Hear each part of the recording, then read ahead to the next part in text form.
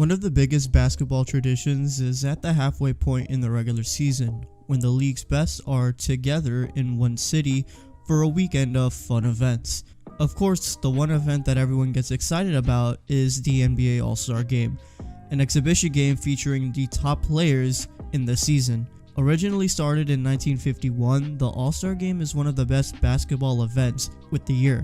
With it being around for so long, there have been a lot of great games and a lot of not so great games. Whether it's individual performances, close games, and even moments that are bigger than the game itself, there have been some incredible All-Star games. In this video, I'm going to talk about 5 of the greatest NBA All-Star games of all time. These are just my opinion, so please don't criticize me too much. Before we start, I hope that you subscribe to the channel for more NBA content like this. Most of my viewers aren't even a subscriber, so I hope that you do that. I would greatly appreciate it. With that being said, let's not waste any more time.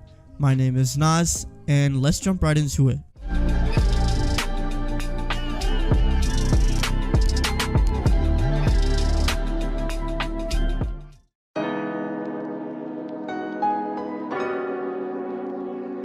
What the NBA did for the 1997 NBA All-Star Game was something I haven't seen from any other league, and it's part of why this one is so special. The year 1997 marked the 50-year anniversary of the NBA, so they had to do something that was going to commemorate the 50 years, and they did just that. During the halftime show, they did a ceremony to reveal the league's 50 greatest NBA players of all time. The ceremony had 47 of the 50 players in the same room. Pete Maravich had passed away years earlier, Jerry West had surgery, and Shaquille O'Neal was ill. But just imagine being in the same room during this ceremony and being able to see all of that greatness in one room. This was one of those things that if you were there, that's a life experience that no one else ever had or will ever have.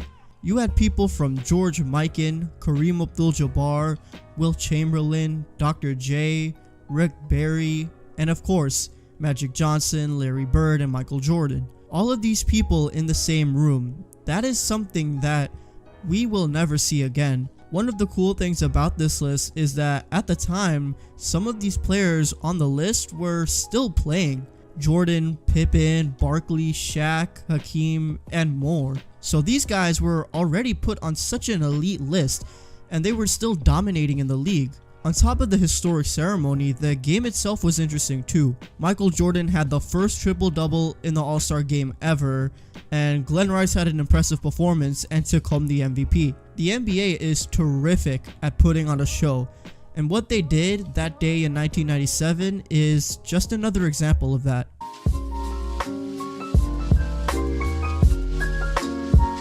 The 2003 All-Star Game in Atlanta was another example of history, as this was the final All-Star Game for Michael Jordan. I guess you could say it was his last dance? Okay, I'm sorry, I'm gonna stop. Jordan was initially selected as a reserve, but Vince Carter, being the great man he is, gave up his starting spot and gave it to Jordan. With it being his last one, it was clear that it was going to be a fun game, and it definitely was. It looked like for a hot minute that Michael Jordan was going to be the MVP of the game, which would have been insane. Jordan hit a fadeaway on the baseline with 5 seconds left to give the East the lead, and it looked like the game was going to be over, until Kobe fouled out on a 3 and hit 2 free throws to send the game into overtime. The game ended up going into another overtime where the West pulled off the W. Jordan had 20 in his last game, Allen Iverson had 35, and Kevin Garnett had 37 and won the MVP for the game. This game was something else. Jordan playing in his last All-Star game with the young stars of the future was something fun to watch. Not to mention, they did a really cool halftime tribute for him too. So this was a great game and a great send-off for the greatest of all time.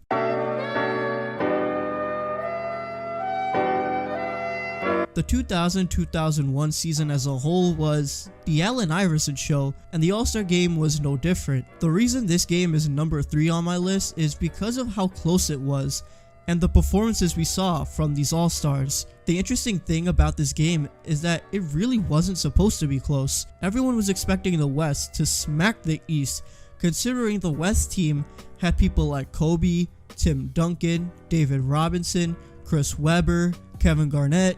You get the point. The East wasn't supposed to make it close, but damn it they did. The East was down 21 with 9 minutes left in the game until Allen Iverson carried his bum East team and scored 15 of his 25 points in those 9 minutes to give the East the win by 1. Kobe had a chance to win the game, but he gave a shot up to Duncan and he ended up missing it. I think part of why this game is so great and why it's ranked so high on these lists is because this was just another example of how incredible that 2001 season was for Iverson. He led the league in scoring, won the All-Star Game MVP, won League MVP, and took his team to the finals. The 2001 All-Star Game was just another addition to an incredible season from Allen Iverson.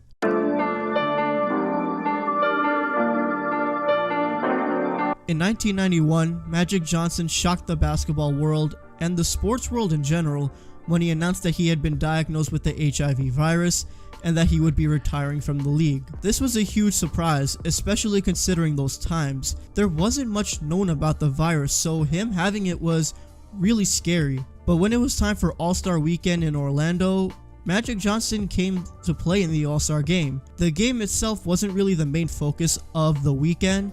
What was more important was the statement that the NBA was making with regards to HIV and AIDS. Magic being in the game was super dope, but there was still concern about players getting too close to Magic because of the fear of him being contagious. And at the time, the fear was valid because there wasn't much information about the virus, so people just didn't want to take any chances. However, the game itself was super entertaining and also heartwarming. Both Michael Jordan and Isaiah Thomas both went one-on-one with Magic, which was obviously a great sight to see. It even created that iconic moment where Magic Johnson hit that 3 at the end of the game. The West pulled off the win and Magic, rightly so, won the MVP with dropping 25 points. There were so many different factors that came into effect during this All-Star Game, and everything coming together made it one of the best ever.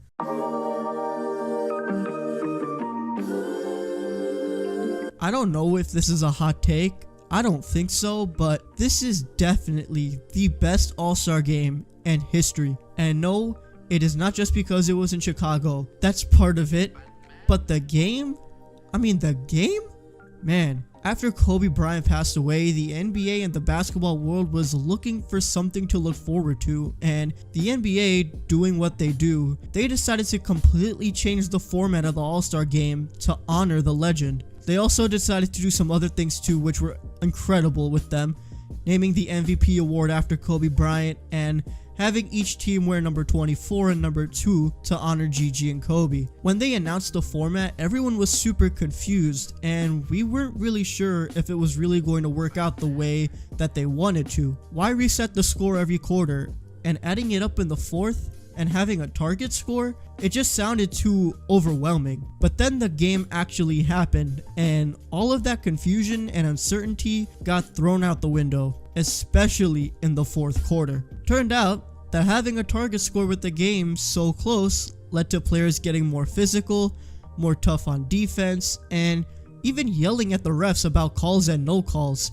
In an All-Star game, every little play mattered so much. Every miss, every shot, every block, every steal. It just gave us a show. The only negative about the game was the fact that it ended on a free throw. The fact that that happened really sucked the air out of the game, but it was still incredible. There were a lot of players who deserved the MVP. A lot of the players did their thing, but Kawhi Leonard was the one who won the first ever Kobe Bryant All-Star Game MVP award. The competitiveness of the game and the solid performances we saw from all the players and the dope player intros done by Common. This was the greatest NBA All-Star Game ever, without a doubt. And I know that Kobe would have been proud to see it. So that's going to wrap up the video. Thank you guys so much for watching. If you did enjoy, please be sure to leave a like and comment below what you think about my list. and let me know what you think is the best All-Star game ever. I'm interested to see what you guys have to say. I also hope that you guys check out the gaming channel. I have videos on there coming soon, so please go there and subscribe and show some support. I would greatly appreciate it. I also just want to say thank you guys for showing some love on the Last Dance documentary reviews. The one I posted a couple of days ago has a pretty decent amount of views, so thank you for that. If you haven't already, please be sure to subscribe and support the channel for more NBA content like this. Thank you guys so much for the continuous support, and I will see you guys in the next one. Peace.